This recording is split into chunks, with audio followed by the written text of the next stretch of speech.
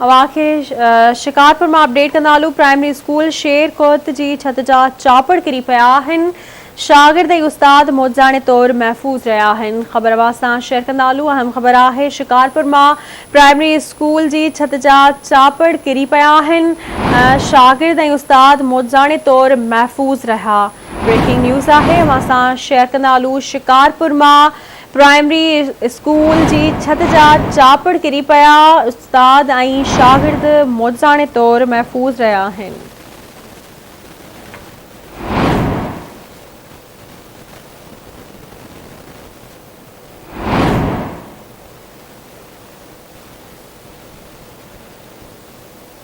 अवांखे update कंदालू। अहम ख़बर है शिकारपुर में प्राइमरी स्कूल शेरकोट जी छत जा चापड़ किरी पिया।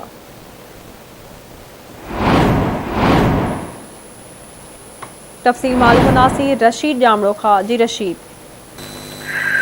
जी बिल्कुल। शिकारपुर लखी गुलाम शाह तालके जे शेरकोट प्राइमरी स्कूल जी ओचितो छत जा चापड़ किरण सबब केतरा ही शागिर्द ऐं उस्ताद जेके आहिनि उहे मौजदाने तौर मौत खां बची विया आहिनि। जॾहिं त उस्ताद ऐं शागिर्द असेंबली में मसरूफ़ हुआ त उन दौरान ही वाक़ियो पेश आयो ऐं अहिड़े वाक़े बैदि शागिर्दनि में ख़ौफ़ वारी जेका सूरत हाल पैदा थी वई आहे ऐं उस्तादनि जो चवणु आहे त पेश आयल वाक़े वारे स्कूल जी इमारत जेका 1997 में जुड़ी रास्ती हुई जेका नाक़स मटीरियल सबब केतिरा ई दफ़ा पंहिंजे ज़िले जी आला इंतज़ामिया सां राब्तो कयो वियो हो पर उन्हनि किन लटार कई ऐं ॿिए तरफ़ स्कूल जी इमारत जो तामीराती कमु शुरू न थियण ताईं वालिदिन पंहिंजी औलाद खे स्कूल वञण खां रोके वरितो आहे ऐं ज़िले शिकारपुर जा केतिरा ॿिया बि अहिड़ा स्कूल आहिनि जेके ख़तरे जी हालत में आहिनि जिन जी शिकायतुनि बावजूद बि ज़िले इंतज़ामिया को बि नोटिस नथी वठे।